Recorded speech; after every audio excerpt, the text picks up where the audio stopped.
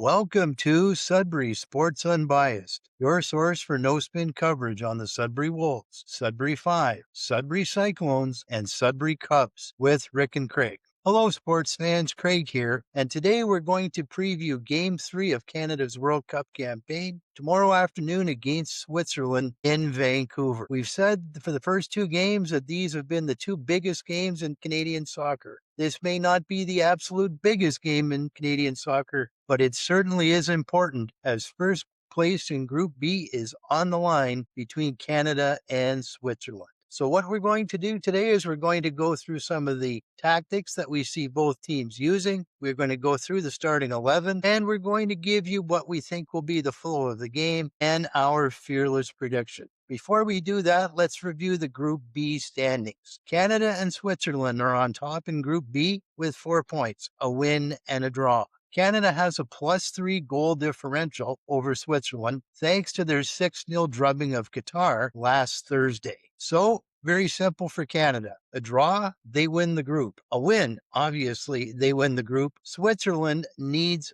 a victory to win the group. A draw will not do. They will finish in second place. So that's the size up as far as the points go. Now we're going to go through some tactical things that you should be aware of when you watch the game tomorrow. Switzerland is a solid team. They have a good goaltender. Their defense is pretty offensive, but they can be exploited defensively. They're a little bit slow, and I think Canada will look to press and look to have them make defensive errors. The strength of the Swiss team is in the midfield. They have a terrific midfield. They have great power. They have great passing, and they look to set up their strikers from the midfielders. So Canada will have to really be careful to watch the Swiss midfielders, make sure that Canada does not get overrun in the middle of the pitch. So basically from box to box, that's where Switzerland can dominate, and Canada has to take away that game from Switzerland. If they do, I suspect they will be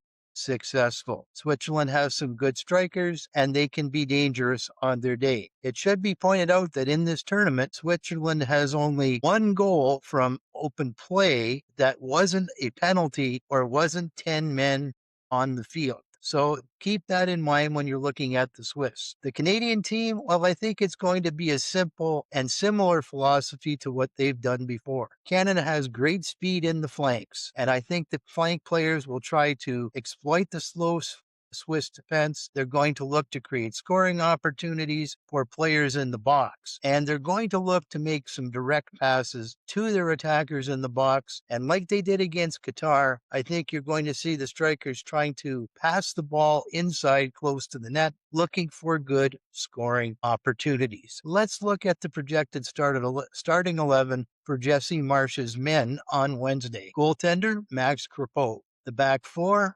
Alistair Johnston, Derek Cornelius, Luc de Fougerolles, Richie Laryea. The players in the midfield, Nathan Saliba, he's in for the injured Ismail Kone and Stefan Eustáquio. The flank players, the wingers, will be Ali Ahmed and Tajon Buchanan. The strikers up front will be Jonathan David and Kyle Larin. So that's how I see Canada's starting 11. And now I'm going to give you what I think will be the way the game will play out. I don't see this as being a cagey or defensive match. I think both teams will go for it, and they're both going to be looking for an early goal. Hopefully, for Canada's sake, they do get the early goal, because the crowd in Vancouver, if they pull ahead early in this game, is going to be absolutely unbelievable. Canada will feed off that energy, and I think Canada will get the opening goal of the game. I do think that Switzerland will equalize before halftime, so I see this game being 1-1 at the half. I think there will be some substitutions made by Jesse Marsh in the second half. And one substitution that I think he will make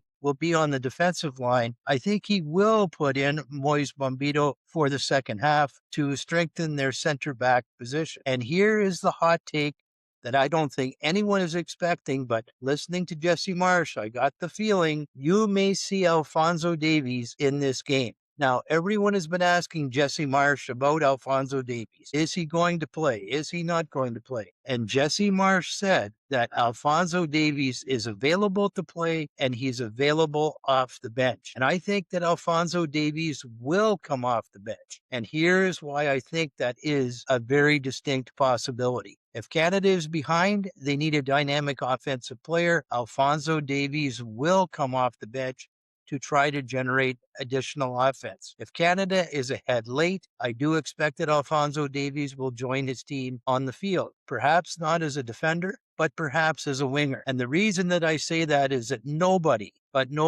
wants to be on that field more if Canada's in a position to clinch the group than Alphonso Davies. Call me crazy, but I really believe that's what's going to happen. I see Canada scoring a late second half goal in this game, and the final score tomorrow, I'm predicting Canada 2, Switzerland 1. Canada wins the group and moves on to the round of 32. We'll have other Group A, B, and C previews for tomorrow's games, and that will be on Beyond the Sports Headlines. If you like what you're hearing, hit like and subscribe.